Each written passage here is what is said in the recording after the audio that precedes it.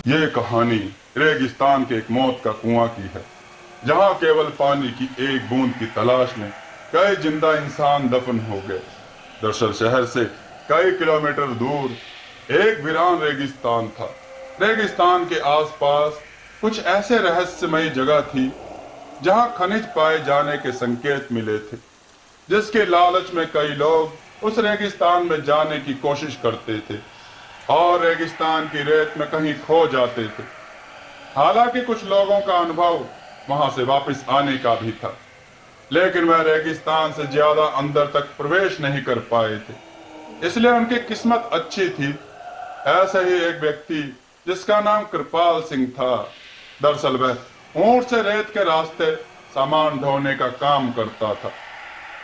एक दिन गलती से वह भटक कर मौत के रेगिस्तान के करीब पहुंच जाता है, लेकिन उसका ऊंट आगे नहीं बढ़ता और वह वापस लौट आता है। कृपाल सिंह ने भूतिया रेगिस्तान की खूनी हलचल महसूस की थी।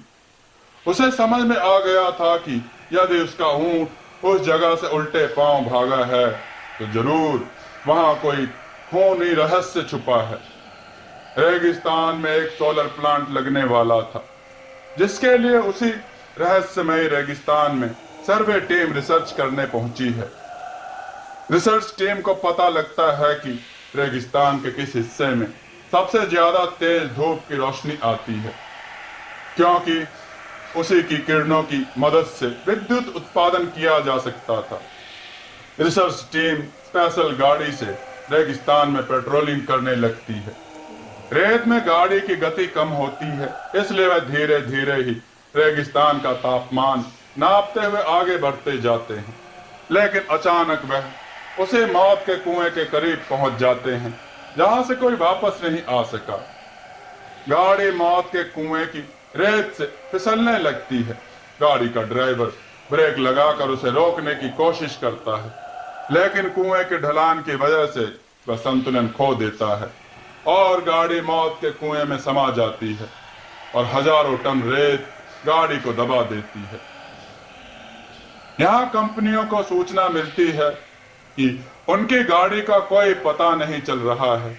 कंपनी के अधिकारी सैटेलाइट पिक्चर मंगवाते हैं ताकि उन्हें ट्रैक किया जा सके, लेकिन ताज्जुब की बात है कि एक वक्त के बाद सैटेलाइट पिक्चर भी उनकी गाड़ी नजर नहीं आती।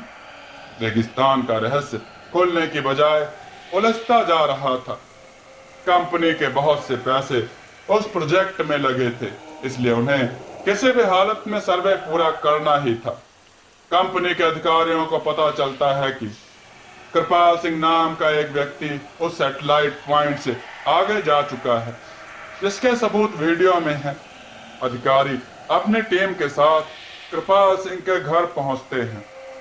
कृपाल सिंह घर में खाना बना रहा होता है और अधिकारियों को दरवाजे पर देखते ही पूछता है कि आपको किससे मिलना है। अधिकारी उसे उसी के नाम से संबोधित करते हुए हाथ बढ़ाते हैं। कृपाल सिंह सभी को बैठने को कहता है और जब उसे पूरी बात पता चलती है तो वह उन्हें मना करने लगता है। वह उन्हें बताता है कि वहां कोई रहस्यमय शक्ति है जो मुझे महसूस हुई है, आप अपना काम रोक दीजिए। लेकिन कंपनी के अधिकारी कृपाल सिंह को मोटी रकम की लालच देते हैं और उसे अपनी रिसर्च टीम का हिस्सा बना लेते हैं। कृपाल सिंह काफी समय से बेरोजगार था और उसके सर में कई लोगों की उधारी थी, इसलिए मजबूरी में उसे रिसर्च टीम का हिस्सा बनना पड़ता है। वह ज्यादा पढ़ा लिखा तो नहीं है, लेकिन वह रेत का बादशाह है। उस रेगिस्तान में कृपाल सिंह से ज्यादा कोई नहीं गया था, इसलिए उसे कुछ लोग रेगिस्तान का जहाज भी कहते थे। दोबारा से रिसर्च टीम उसी दिशा में गाड़ी को आगे बढ़ाती है, लेकिन कृपाल सिंह गाड़ी की आगे आगे ऊंट से चलता है। उसे पूरा यकीन है कि खतरा समझ में आते ही उसका ऊंट उसे आगाह कर देगा। इस बार कृपाल सिंह काफी आगे तक बढ़ जाता है, लेकिन ऊंट कोई प्रतिक्रिया नहीं देता। कृपाल सिंह को संदेह होने लगता है कि कहीं ऐसा तो नहीं कि इस बार ऊंट को पता ही नहीं चल रहा हो कि आगे खतरा है। कृपाल सिंह के पीछे रिसर्च टीम की गाड़ी बढ़ रही होती है। अचानक गाड़ी की गति तेज होने लगती है। और वह फिसलते हुए कृपाल सिंह के बगल से आगे निकल जाती है। उन्हें समझ नहीं आता कि गाड़ी की गति अपने आप तेज कैसे हो रही है। धीरे धीरे उनकी गाड़ी कुएं के रेत में चली जाती है। कृपाल सिंह घबरा जाता है और जोर जोर से उन्हें आवाज लगाता है, लेकिन उसे यह समझ नहीं आता कि वह सुरक्षित खड़ा हुआ है, लेकिन उसके आजू बाजू की रेत फिसल कर कुएं में जा रही है। वह अपने ऊंट को पीछे करके वापस आ जाता है और जब कंपनी के सभी लोगों को यह पता चलता है तो वह इस बात की गंभीरता को समझते हुए अपना कार्य रोक देते हैं। तभी उसे मौत का कुआं जॉन घोषित करते हैं। दरअसल वह कुआं रेगिस्तान का रक्षक है, जो रेगिस्तान में रहने वाले जीव जंतुओं की रक्षा करता है और वहां किसी भी प्रकार का बदलाव नहीं होने देना चाहता। कुएं के अनसुलझे रहस्य के साथ यह कहानी समाप्त होती है मित्रों।